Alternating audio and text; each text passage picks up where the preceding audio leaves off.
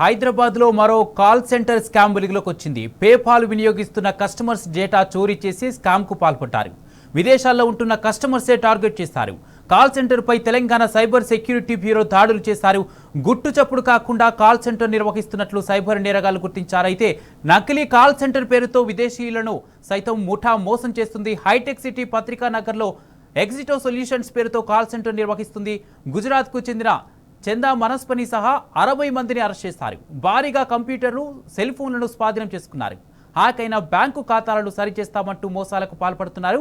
Bank ఖాతా, debit, credit కార్డులు వివరాలు సేకరించి ఖాతాల్లో నిందితులు నగదు జమ చేస్తున్నారు.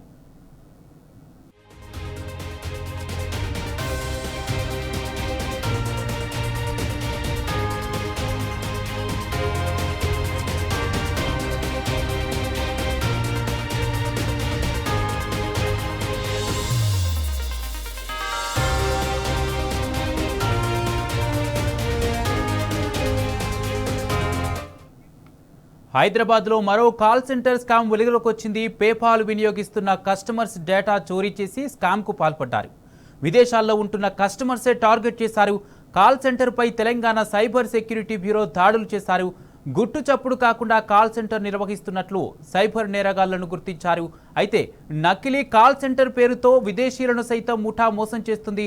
హైటెక్ సిటీ పత్రికా నగర్లో ఎగ్జిటో సొల్యూషన్స్ పేరుతో కాల్ సెంటర్ నిర్వహిస్తుంది. గుజరాత్కి చెందిన చందా మనస్పని సహా 60 మందిని అరెస్ట్ చేస్తారు. భారీగా కంప్యూటర్లు, సెల్ ఫోన్లను స్వాధీనం చేసుకున్నారు. హ్యాక్ అయిన బ్యాంకు ఖాతాలను సరిచేస్తామంటూ మోసాలకు పాల్పడుతున్నారు. బ్యాంకు ఖాతా, డెబిట్, క్రెడిట్ కార్డులు వివరాలు సేకరించి ఖాతాల్లో నిందితులు నగదు జమ చేస్తున్నారు.